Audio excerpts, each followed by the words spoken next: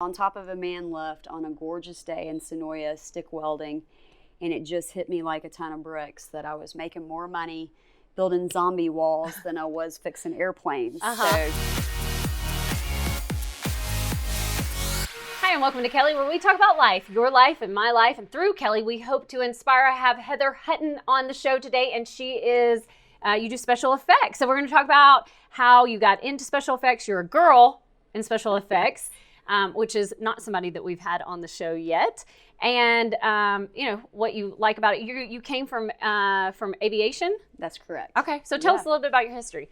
Well, I came back to Atlanta, Georgia in 2013. My last job was teaching aircraft maintenance for Middle Georgia College. And I wanted to go to graduate school. And I love to build things. Okay. So I entered graduate school as a sculpture student. And while I was in the program, I shared a studio with some puppeteers in Inman Park, Bob Bateman and Julia Hill, and they needed welders for The Walking Dead. And so I got really lucky. These guys invited me in to The Walking Dead, worked season 5 and 6, and joined the union, and went back to graduate school and changed majors from sculpture to film because it was that quick. That's crazy. I was on top of a man lift on a gorgeous day in Sonoya, stick welding, and it just hit me like a ton of bricks that I was making more money building zombie walls than I was fixing airplanes. So, and I came to grad school to be a storyteller. So it doesn't matter the medium, whether it's sculpting or film or writing or directing or producing. It's all intertwined. Wow. So what kind of projects have you worked on thus far? So I juggled back and forth with grad school in the union. I was on Ozark season 2 doing construction. It's one of my favorite shows. I was on Dynasty as a painter. And I got a phone call while I was on Ozarks 2 to go to special effects for First Man. And they were also shooting Venom at the time. Okay. And it's a pretty interesting story. So a gal on Facebook, Robin Reynolds, was part of the pyro team for those films. And she dropped my name in the hat with J.D. Schwamm and David Alon. And so I booked an interview, and I was not even sure I wanted to go over there and do that because I was so happy on Ozarks. Yeah. They were working 5, 10-hour shifts, and I was working with a crew from New Orleans that were just really fun to work with. And I was like, I don't want to give up a good thing. And so then I got over my nerves and I went out there to interview, and I saw this chunk of metal in the corner of the building, and it looked just like a space capsule. And I asked Dave Alon, I said, is that a Gemini space capsule? And he looked at me funny, like, how would you know what that is? Right, yeah. And I was like, well, I actually built one of those or rebuilt one of those for the Smithsonian because I used to restore vintage aircraft for a living. Wow. And the look on his face was just amazing because no one walks in and just knows immediately what that is. And he said, actually, this came off Apollo 13, and if we hire you, this is going to be your project, is we're going to refit this thing to go on a gimbal so it can spin, so they can put a camera team inside the capsule and film for First Man. And then Venom was also operating out of that shop, and so the crews were just helping each other back and forth. And that was really exciting because that's when I really got to dive into more effects. And the opening scene in Venom, when the van flips and the top of the van busts open, that was my first project helping Venom. So it was just exciting to be in a shop that runs hydraulics and pneumatics and welds. They had a full machine shop there. So I really felt like I was more in my element with my aviation background. But people ask me all the time, which do you prefer, to weld in construction or special effects? And I really love both. The construction side of filmmaking tends to be a little more laid back. The special effects side of filmmaking is more go, go, go, go, go. Right. You don't have time. Right. You got to do it right the first time. You know. And you have to make quick decisions. Very quick decisions. So it is a different game being in special effects than construction. But I just love the good old boys in construction because they're just fun. Yeah. They're just fun. Yeah.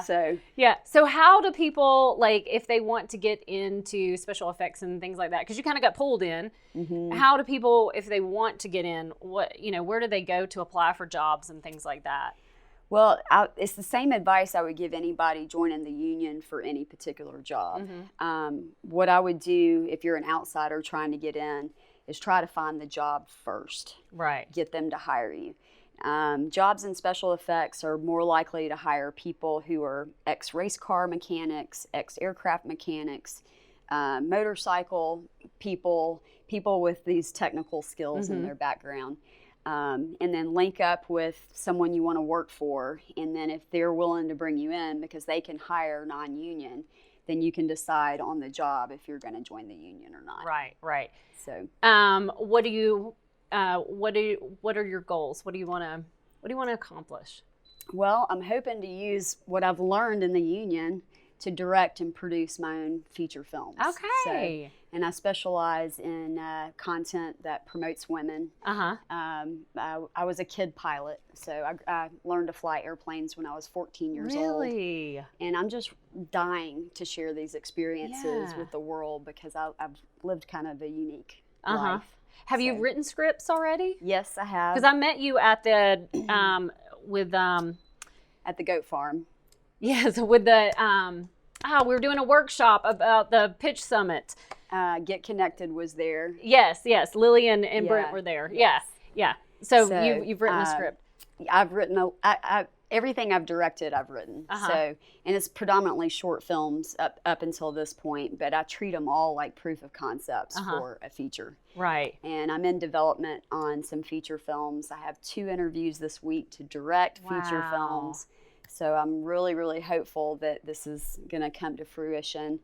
And I do some pretty technical stuff as a director. So my thesis project, we had to figure out how to put a girl in flight without putting an actor in flight because, you legally can't do that. And so we figured it out. We used rear projection mapping. And, I sent my DP up with some GoPros to go around the pattern and get the footage that we had to plug into the background. And it was a lot of choreographing to take off and land. And we had grips and my art department shaking the wings of the airplane to make it actually move. So underwater stunts. Alessandro Fulcito is my stunt coordinator. Karen Cantley was my script supervisor. David Paul Lord, underwater DP, and Alexis Lord, she's a stunt gal. Hitting it hard on the big projects. So this was a culmination of people like in film school and people in the industry coming together to build this thing. Did you pull people? Yeah. How amazing. It was in pre-production for 2 years. Wow. And it's just a short film. Wow. Where do they find that? Do you have this out? It's touring the festival circuit right now. Okay, so you can't put it out. Yeah, I can't put it out yet, but hopefully, and it's gotten an award. It got the Global Award of Excellence in Editing, which I'm super proud of because we wrote the script for the edit. And I hope it's going to be something I can present to investors and say, can I build the real thing? Yeah, wow. Instead of just the short. Yeah, how exciting. It looks like you live your life as an adventurer and a creator and you really enjoyed that process of things. Well, I never imagined that I would end up in film, but the irony is film is what inspired me to pursue many of my dreams and goals, to become a pilot, I worked on tankers out west that put out forest fires. That was a result of seeing the movie Always with Holly Hunter in it. And she went to my high school, and I used to do drama stuff in high school, but I was always behind the scenes, never in front of the camera. And building the sets, I even found her signature on some of the sets down there. Wow. So I'm hoping to be a part of this growing bandwagon of people trying to promote Georgia talent, particularly Georgia writers and actors. And so we can have the next Holly Hunter come out of Georgia. Absolutely. And, Dakota Fanning. Yeah. And all these actors that inspired me. Yeah, absolutely. Well, as you grow, come back and share with us. I would love to. Because we love showcasing you guys, and we love finding out where you're at and what you're doing. And the way I see it is we're really building a history for Atlanta. Mm-hmm. I mean, we've had so many diverse people on and from different backgrounds, and you don't know where one person's going to be today and where they're going to end up tomorrow. So it's quite interesting. I love it. This is for you to remind you that you're a gift in life. Keep giving, keep giving. Some advice to give to an upcoming, I don't know, who do you want your advice to go? You want it filmmaker? You want it special effects? What do you want? How about just women in general? Women in general, love it, yes. Okay.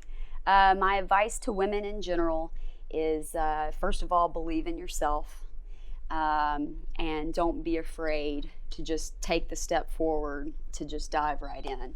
I never imagined that this was going to happen in my life. It wasn't exactly planned. It happened really organically. So allow the same process to happen. Yeah, and allow when something does attach to you, allow yourself to, to experience and to experiment, because you could have said, no, I'm going to stay here, but you decided to go into, that's scary and exciting. It is, and my world is constantly changing. Yeah. So you got to be able to think quick on your feet. Right. So, love it. Heather, thank you so much for you're welcome. sharing with us. And guys, we hope this segment educated and inspired you.